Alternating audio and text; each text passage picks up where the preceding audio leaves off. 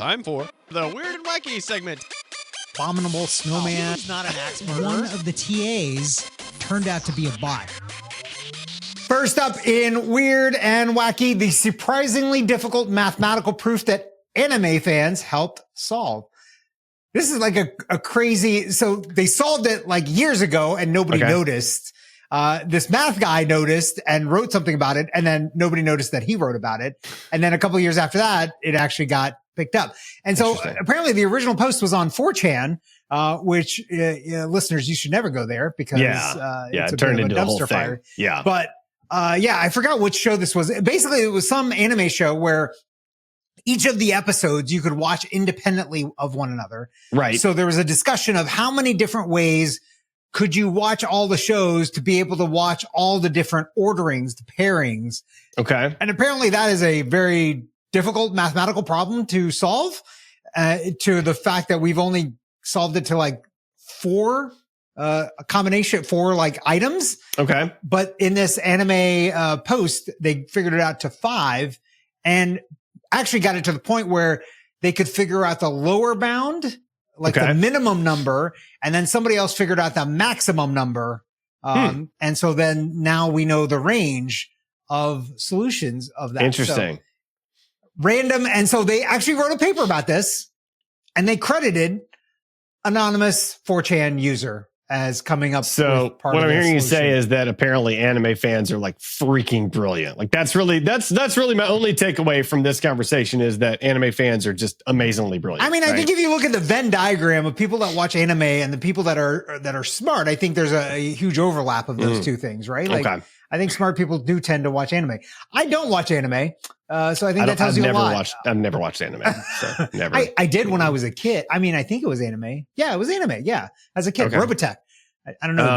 Do you remember Robotech? Well, you've talked about it enough for me to feel like I remember it, even though I don't remember it. It's one of those like, it's like an implanted memory. Like if you talk about it, dude, you remember that time that we went to the casino in Atlanta, even though there's not one. And like, yeah, man, I told her like, that's how I feel about it. You've implanted the memory. I need to pull out some of my Robotech comic books next time and like show them on the show so that people actually see them. So yeah, that would be, I still have all of those. Very nerdy of you to do. Yeah, so, it would be.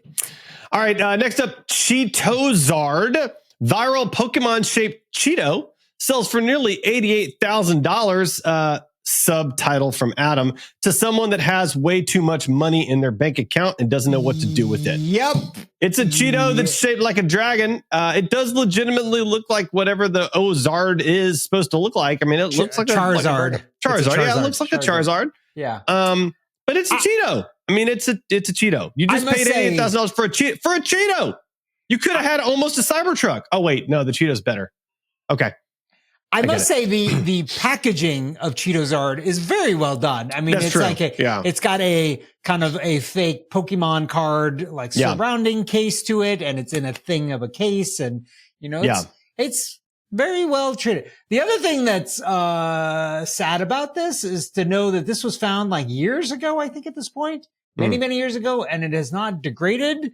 And so if you're eating Cheetos, what does that tell you about the thing that you're putting in your mouth? Like, it doesn't degrade over time. Yeah, it's gross. I think, like normally foods, they degrade over time. They should. Yeah, they should. Normal foods degrade with time, but but not those. Not those. Talking about a place that food doesn't degrade over time. Buffalo Wild Wings to offer multi-vision goggles in advance of March Madness.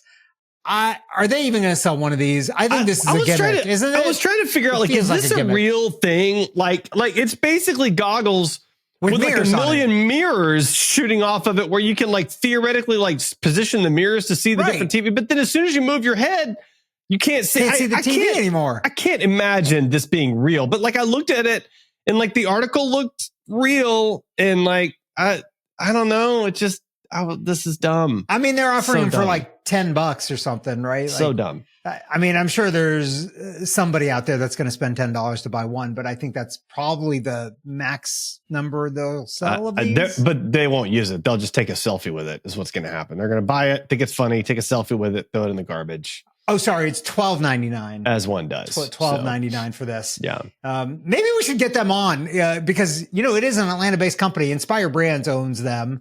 Maybe we can get them to send us a set. Yeah, we can record wearing them. That'd be great. Then we'll just be distracted the whole time looking at like stuff behind us instead of actually real stuff.